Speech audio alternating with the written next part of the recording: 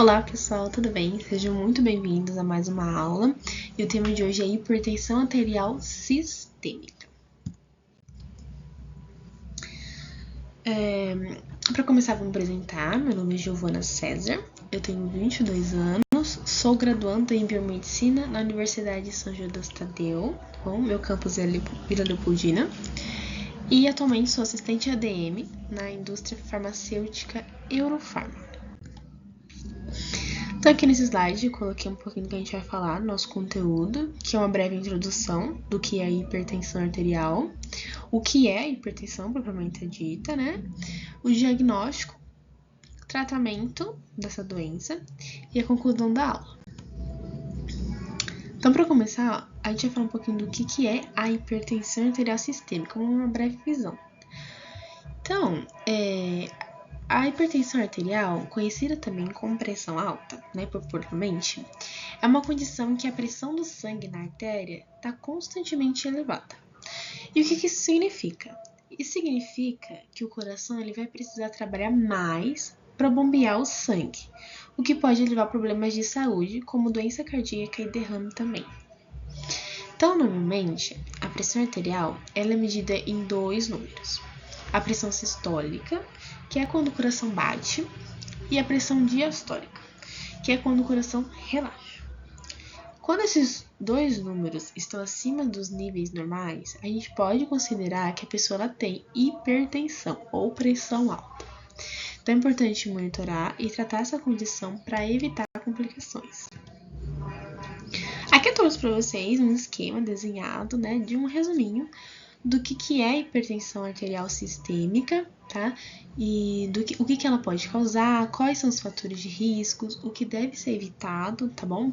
Durante o tratamento dessa doença, E quais são as medidas ali, padrões para se diagnosticar se a pessoa ela tem ou não hipertensão, Se ela tem pressão arterial, pressão alta. Então, agora aqui eu vou falar um pouquinho do que é a hipertensão arterial sistêmica propriamente dita. Então, ela é classificada como uma doença crônica não transmissível, devido ao seu alto risco de causar doenças cardiovasculares, doenças renais crônicas e morte prematura. Então, prevenir e controlar a hipertensão são medidas com grande potencial para diminuir a incidência e prevalência de doenças cardiovasculares, tá bom? Como que se dá o diagnóstico dessa doença? Então, se dá pela medição da pressão arterial. Então, a pressão arterial ela é medida após uma pessoa ficar sentada durante mais ou menos 5 minutos. Para isso, a pessoa não pode ter praticado exercício físico nenhum, nem tomado cafeína e nem fumado durante pelo menos 30 minutos antes de se medir a pressão. Feito isso, o médico vai analisar uma leitura, que vai dar essa numeração aqui, mais ou menos, que tá no slide, de 130/80. E se der igual ou superior a essa medição, é considerado alta, tá bom? É considerado que a pessoa tem pressão alta. Porém, não é através de uma medição só que a gente vai diagnosticar se a pessoa ela tem ou não hipertensão. Então, durante várias consultas com o médico, durante várias medições, o médico ele vai analisar se esse número ele é constante, se esse número ele não é constante, e através dessas várias consultas e várias medições é que o doutor pode ou não diagnosticar se uma pessoa tem pressão alta, hipertensão arterial ou não, tá bom?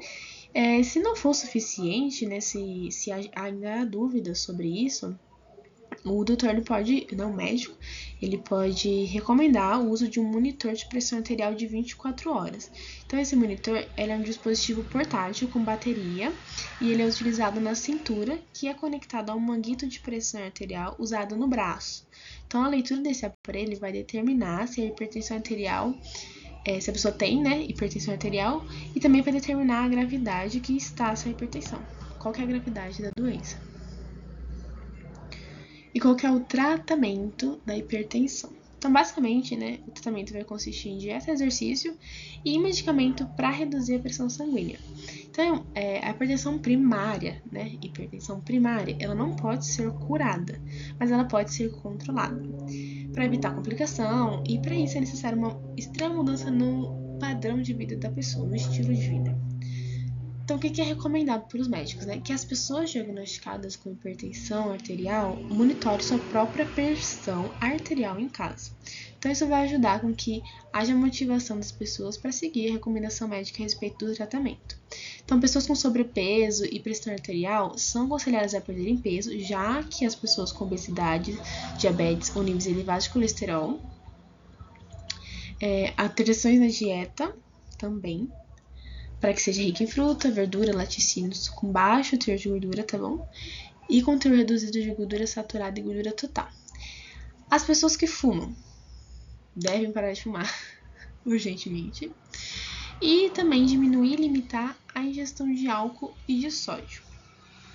Praticar exercícios aeróbicos também ajuda muito, tá bom? E, por último, deve-se dormir adequadamente. Então, a pessoa que ela tem hipertensão primária, ela deve seguir todas essas recomendações para controlar a pressão arterial dela, tá bom, pessoal? Não tem cura, mas dá para se controlar. Tratamento de hipertensão secundária. Então, o caso de hipertensão arterial secundária é tratável caso for possível o tratamento, tá? Então, é através do tratamento da doença renal, que pode normalizar a pressão arterial ou pelo menos reduzir de modo que a terapia antihipertensiva se torna mais eficaz. Então, esse tratamento ele ocorre de modo que uma artéria estreitada que alimenta o rim pode ser alargada através da inserção de um catéter com balão na ponta e inflação do balão. Então, isso se chama angioplastia. Então, ou a parte estreitada da artéria que alimenta o rim pode ser contornada. Além disso, pessoal, também a gente tem medicamentos, tá bom? Que o médico pode utilizar, são medicamentos antihipertensivos, e esses medicamentos devem ser consumidos, né, utilizados com a supervisão de um médico e com orientação de um médico também, para alguns casos. Para outros casos, uma dieta, né, uma mudança no estilo de vida já é o suficiente, mas tem alguns casos que os médicos precisam inserir medicação, tá?